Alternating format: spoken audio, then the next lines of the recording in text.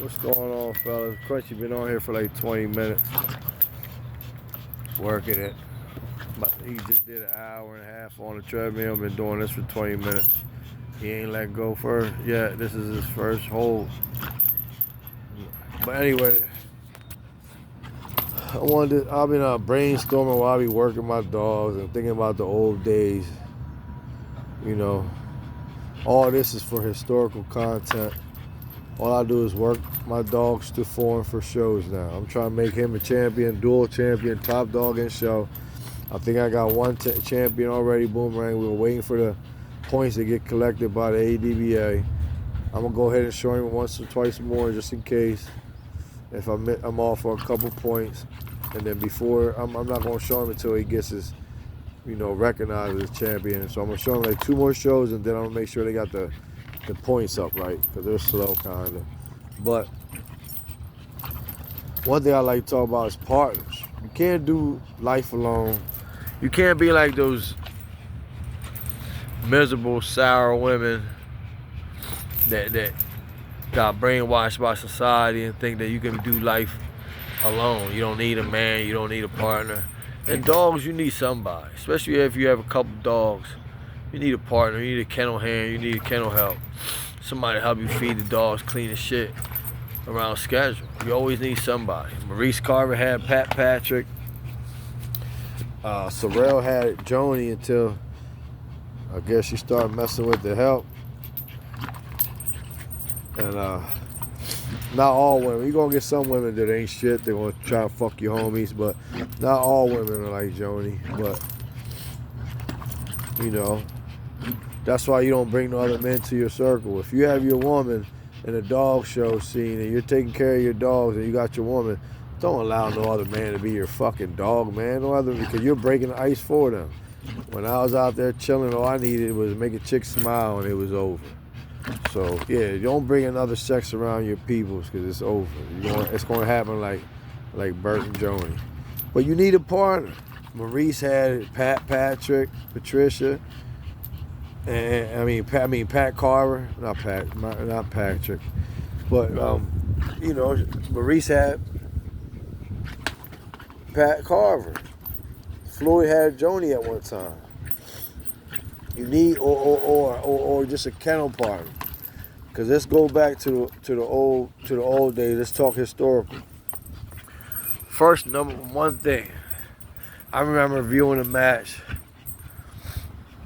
when I could tell an older gentleman was going against some young bulls that didn't know no better. And I'm going to tell you these 2 things. These are some jewels you can sell if you chose. I say just remember it and keep it. First thing, like you see how my dogs are? I spray a lot of flea, tick, skincare products on their skin to keep it nice. To keep it nice and shiny. You know what I mean? So they won't have no spots. See in his back leg, he got a little spot. I just sprayed the hot spot stuff on there, and to take care of his skin. Then we spray a lot of shit to keep the flies off of, so the fleas won't get on him, so the ticks won't get on him. So when you take your dogs to the woods, even for a walk or for a hunt, make sure your kennel partner washes the other dog properly. Make sure you use alcohol, milk, water, towel. Okay? Make sure y'all got a scale, 2 or 3 scales, and get the one in the middle. Or just get a test weight, And when you're putting money, I seen a difference. There's been an old folklore, old tall tale that I used to even say. I used to be like, yeah, my dogs are all natural. Everything is all natural. When I was smoking the dudes, I was out there killing them. And I would tell them, oh, yeah, my dogs is all natural. I don't play with that shit. Because they would ask me, like, yo, your dogs get better at hour 30, man. You using that shit. I was like, nah, my shit's all natural. But when it comes down to money, you don't got to show your hands, but you want to be prepared in the woods. You do not want to take your dog natural in the woods. especially when motherfuckers have been in the game a while, because they're going to have their dog on something that's going to have your dog for 30 minutes, 20 minutes ahead of your dog. And all it, if you got a good average mouth, that 20, 30 minutes could be enough to bust your dog down. Now, he might even turn or show like he's slowing down, but while he's catching his breath, the other one's going to be so damaged that the other dog's not going to catch up. You can't take your, other people say, I beg to differ, I never use this, I never do that. All right, how many times was you in the woods? We're talking about motherfuckers that have been in the woods like 60, 70 times and they know better now. You know what I'm saying? The averages, you know better. All right, I am not going into the woods without this, I need this. If you've been in the woods 60, 70 times, motherfuckers should listen to you. If you're telling them don't go in the woods without this, he's talking for a reason. And I seen it with my own eyes.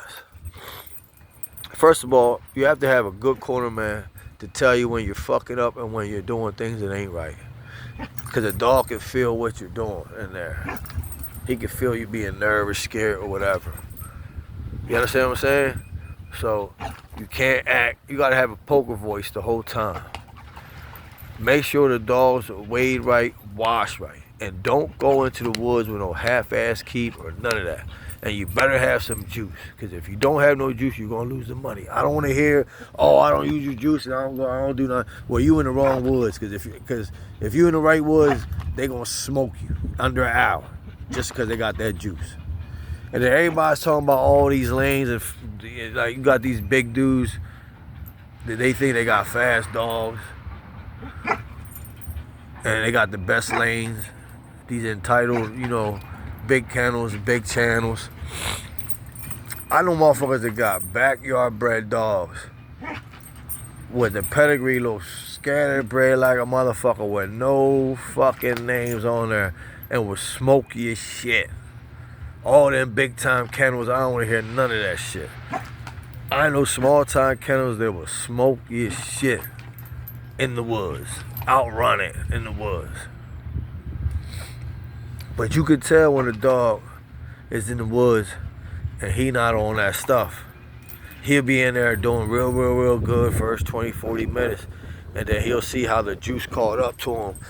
But damn, especially if the other dog got some crunch to it. Now what was I saying was, yeah, like, you got to give your hound all the best opportunities, man, especially if you whelped it or if you just bought it. But just all that time and money and effort spent, you can't just let it go down the drain, man. You got to be prepared as much as possible. You know what I'm saying? So like I said, and when you wash the ears, make sure you cover the ears. Don't let nobody put no ball bearings in your ears or anything in there. Cover the ears. And make sure you wash their shit thoroughly. Alcohol, milk, water. And it doesn't really matter how many times people always say, oh, the hound wasn't schooled out. Like I said, once you know your hounds, you might just not even, you might only have, once you have a history with your hounds and you know the bloodline and you know the family, sometimes you only need one look, one little walk before the big dance, before the hunt. You don't need all that wear and tear 3, 4, 5. That's only when you're starting to know a new blind of dogs, you want to see what they working with.